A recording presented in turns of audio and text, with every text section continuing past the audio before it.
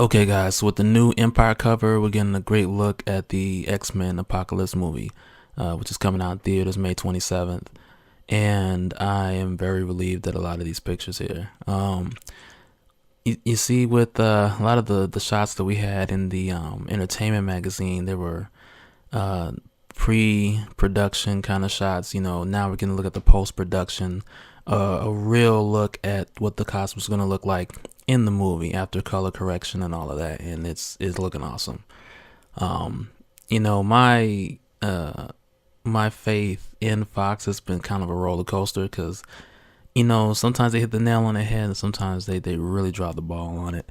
Not to call anything out specifically, but as a hardcore X-Men fan of the 91 Jim Lee series, I like where this is going, and I hope that the sequel after this jumps into the 90s and then spends some time in the 90s after that. I also want to say that Apocalypse looks awesome in this montage, by the way. He was one of my biggest worries heading towards this movie, but it looks like he's going to be great. But even looking at these covers, it looks like narratively it's showing us some things that may happen in the movie too, like even Nightcrawler jumping and teleporting from one rock to another that as they're falling, which will be awesome.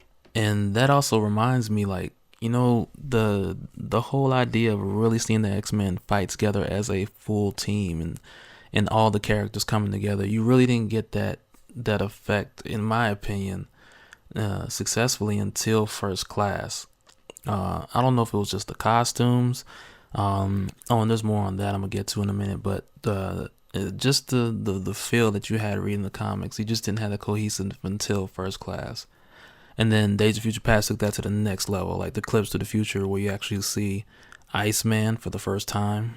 Yeah, because I don't know what was going on before, but you actually see Iceman in his full form, full mutant form, which is something you need to have, especially with an Omega level mutant. Yeah, so onto the footage that we're getting, like from the trailers, like these shots here, where we actually see Inside Manure upgrading himself with technology from the alien ship, is incredible. And to see like the visual of this is beautiful. But I'm kind of curious to see how, like, in the post credit scene, he had blue skin before he was changed over, and now it looks like he was human before he changed over. So I'm curious to see how they're gonna handle that.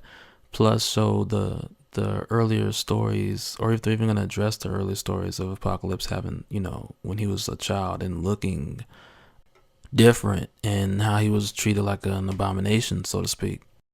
But we'll see. So this clip right here is very interesting because her Storm's hair is dark brown or black in this shot, but later on in the trailer, her hair is white.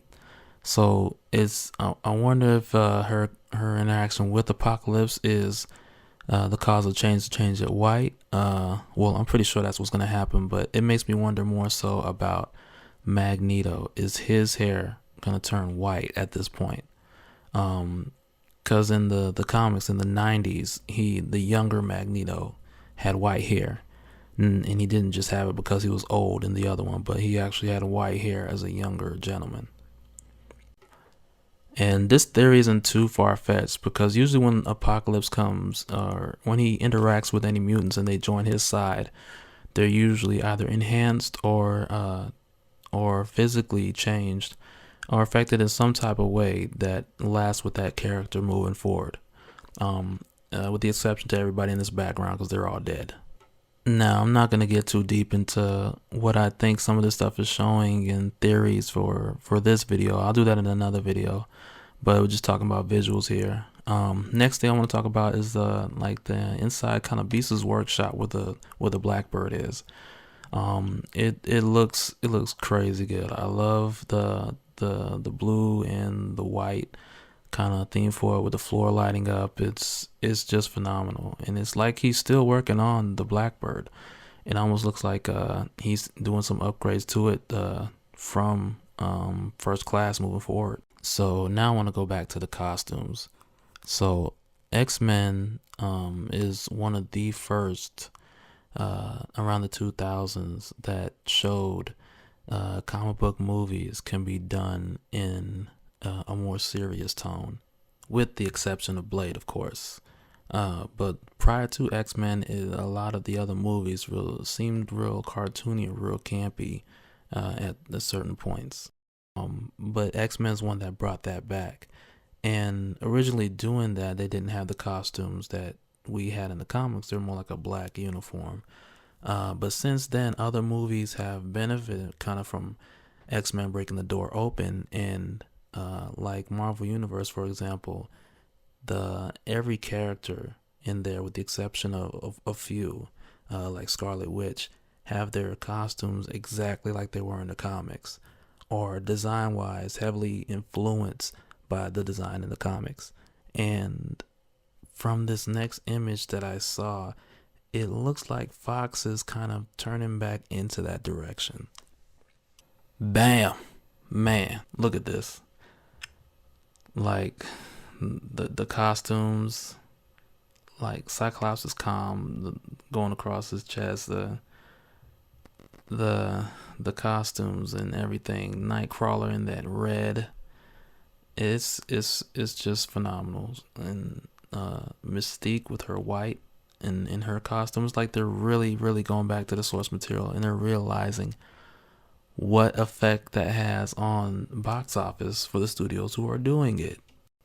So I really feel like the X-Men franchise is just getting better and better and better, and I just hope it continues to go in this direction. Alright guys, so I'm gonna wrap it up for this video. Don't forget to comment below, let's talk X-Men. Like, subscribe the video. I got plenty more coming up from all type of comic content from Marvel and DC, and a little bit of splash of Image if any of y'all are familiar with that. I'll just see you guys next time. Appreciate you watching. Alright, later.